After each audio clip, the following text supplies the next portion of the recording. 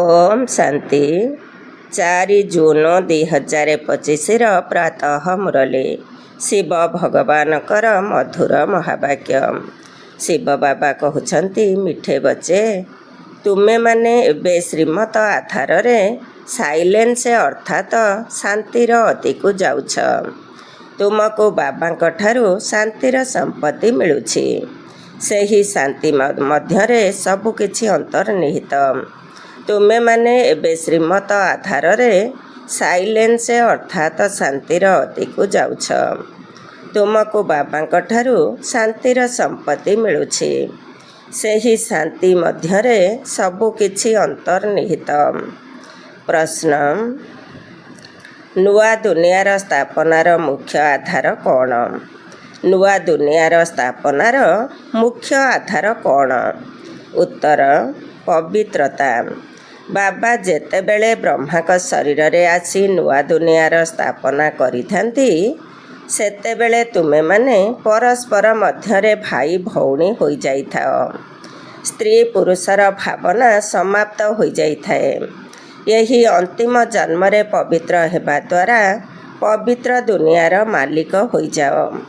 तुमे माने निजे निज सहित प्रतिज्ञा करिथाओ कि आमे परस्पर भाई भौणी होई रहिबो।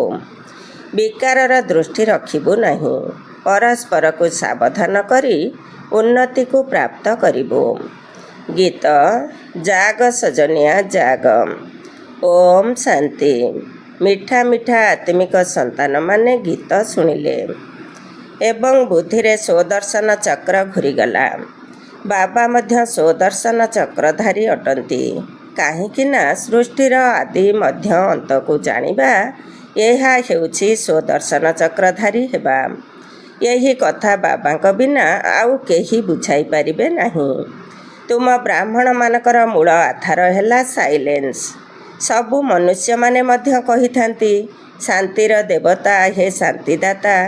काहाकु हेले जणा नहीं जे शांति किए देउछंती अथवा शांतिधाम किए नहीं जिबे।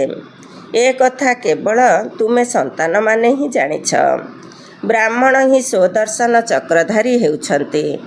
देवता माने स्वदर्शन चक्रधारी नुहंती। तेबे केते दिन रातिर फरक रहिछि। बाबा तुमको बुझाउछंती तुमे प्रत्येक स्वदर्शन चक्रधारी अट। पुरुषार्थर क्रम अनुसारे बाबा को याद करिबा यह ही मुख्य कथा अटे। बाबा को याद करिबा अर्थ शांतिर संपत्ति नेबा।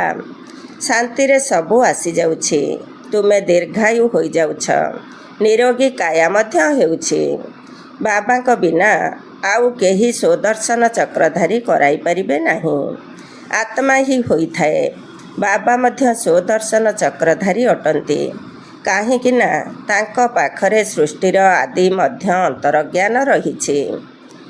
गीत मध्य सुनिल एबे नुआ दुनिया स्थापन हेउछि। गीत तो मनुष्य ही तैयारी करिछंती। बाबा बसी सारांश बुझाउछंती। से हेउछंती समस्त आत्मा मानकर पिता। तेणु सबु संतान माने परस्पर भाई भाई होई गले।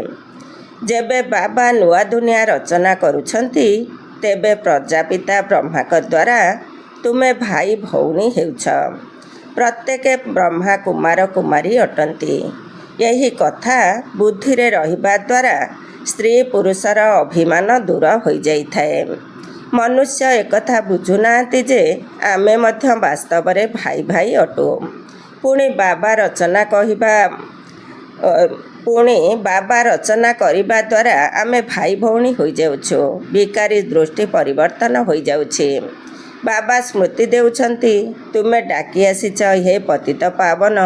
एबे मु आसीछि तुमको कहूछि यही अंतिम जन्म पवित्र हुआ तेबे तुमे पवित्र दुनियार मालिक होई जिव। तुमर यही प्रदर्शनी तो घरे घरे रहिबा उचित। काहींकि ना तुमे पिला माने ब्राह्मण अट।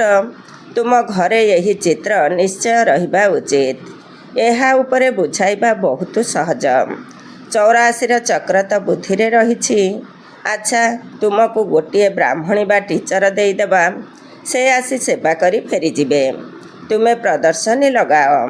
भक्ति मार्ग रे मध्य केही केही कृष्णकर पूजा କିମ୍ବା କିଛି ମନ୍ତ୍ରଯନ୍ତ୍ର ନ ଜାଣିଥିଲେ ବ୍ରାହ୍ମଣକୁ ଡାକିଥାନ୍ତି। ସେ ପ୍ରତ୍ୟହ ଆସି ପୂଜା କରିଥାନ୍ତି। ତୁମେ ମଧ୍ୟ ବ୍ରାହ୍ମଣୀକୁ ଅର୍ଥାତ୍ ନିମିତ୍ତ ଭଉଣୀକୁ ଡକାଇ ପାରିବ। ଏହା ତ ବହୁତ ସହଜ ସେବା ଅଟେ। ବାବା ପ୍ରଜାପିତା ବ୍ରହ୍ମାଙ୍କ ଦ୍ୱାରା ସୃଷ୍ଟି ରଚନା କରିଛନ୍ତି। ତେବେ ନିଶ୍ଚୟ ବ୍ରହ୍ମା କୁମାର କୁମାରୀମାନେ ଭଉଣୀ ଭାଇ ହୋଇଗଲେ। ପ୍ରତିଜ୍ଞା କରୁଛନ୍ତି, ଆମେ ଉଭୟ ଭାଇ ଭଉଣୀ ହୋଇ ରହିବୁ। ବିକାରର ଦୃଷ୍ଟି ରଖିବୁ ନାହିଁ।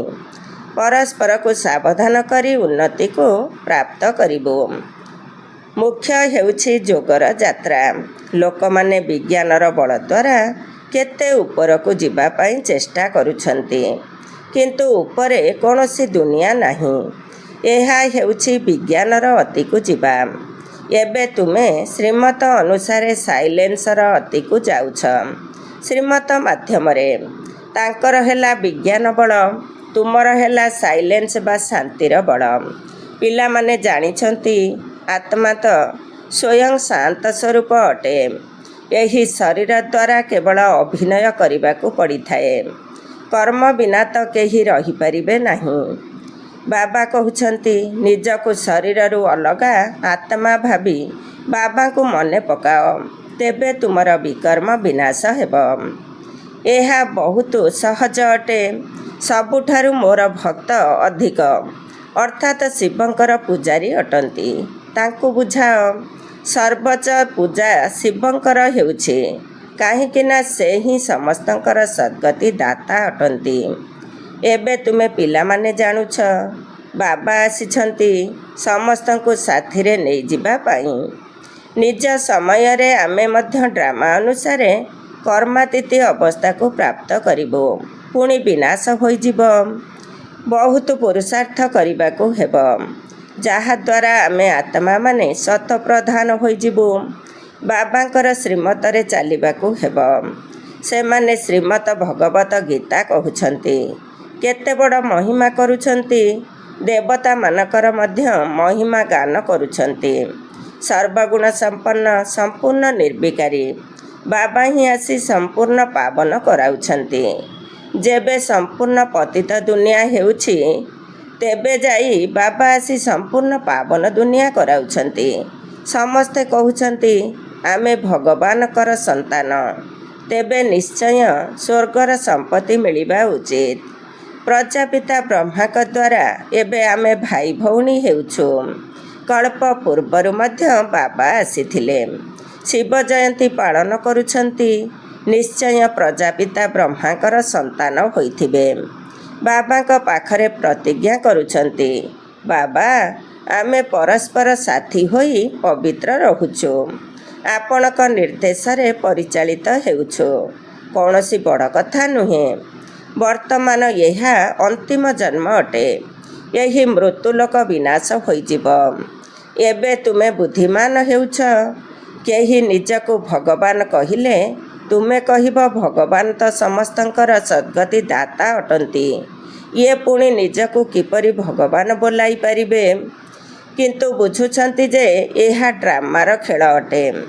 ବାବା ତୁମକୁ ସୁଦର୍ଶନ ଚକ୍ରଧାରୀ କରାଉଛନ୍ତି। ବାବା କହୁଛନ୍ତି, ଏବେ ସେବାରେ ତତ୍ପର ରୁହ।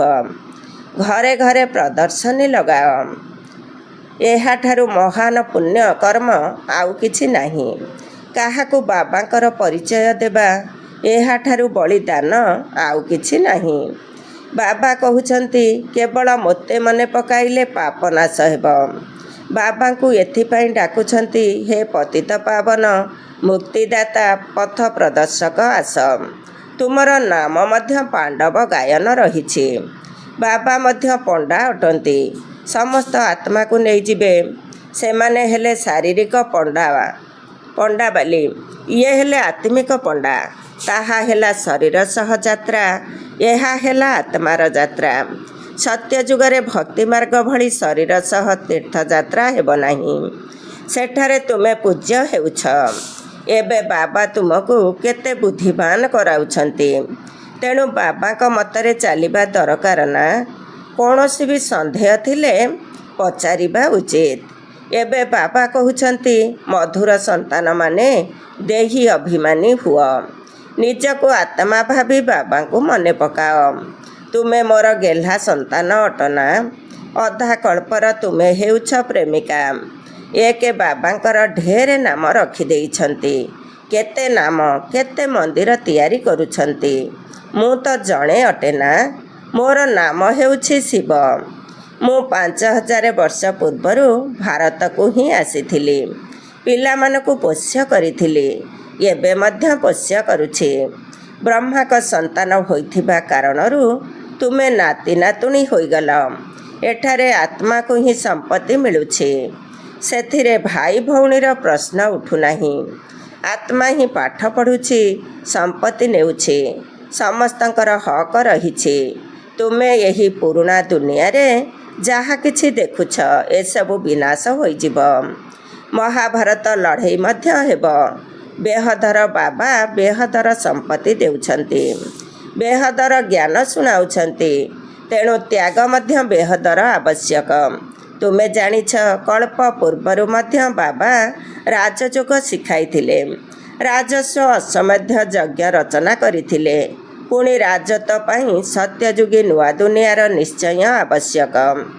ପୁରୁଣା ଦୁନିଆର ବିନାଶ ମଧ୍ୟ ହୋଇଥିଲା। ଏହା 5000 ବର୍ଷର କଥା ଅଟେ ନା। ଏହି ଲଢ଼େଇ ଲାଗିଥିଲା, ଯାହାଦ୍ୱାରା ସ୍ୱର୍ଗର ଗେଟ୍ ଖୋଲିଥିଲା। ବୋର୍ଡ଼ ଉପରେ ମଧ୍ୟ ଲେଖିଦିଅ, ସ୍ୱର୍ଗର ଦ୍ୱାର କିପରି ଖୋଲୁଛି ଆସି ବୁଝ। ତୁମେ ବୁଝାଇ ନ ପାରିଲେ ଅନ୍ୟକୁ ଡାକିପାର। ପୁଣି ଧୀରେ ଧୀରେ ବୃଦ୍ଧି ହୋଇ ଚାଲିବ। ତୁମେ କେତେ ଢେର ବ୍ରାହ୍ମଣ ବ୍ରାହ୍ମଣୀ ପ୍ରଜାପିତା ବ୍ରହ୍ମାଙ୍କର ସନ୍ତାନ ଅଟ। ତୁମକୁ ଶିବ ବାବାଙ୍କ ଠାରୁ ସମ୍ପତ୍ତି ମିଳୁଛି। ସେ ହିଁ ସମସ୍ତଙ୍କର ପିତା ଅଟନ୍ତି। ଏହି କଥାକୁ ତ ବୁଦ୍ଧିରେ ଭଲ ଭାବରେ ମନେ ରଖିବାକୁ ହେବ। ଆମେ ବ୍ରାହ୍ମଣ ପୁଣି ଦେବତା ହେଉଛୁ। ଆମେ ହିଁ ଦେବତା ଥିଲୁ, ପୁଣି ଚକ୍ର ଲଗାଇଲୁ। ଆମେ ଏବେ ବ୍ରାହ୍ମଣ ହୋଇଛୁ, ପୁଣି ବିଷ୍ଣୁପୁରୀକୁ ଯିବୁ।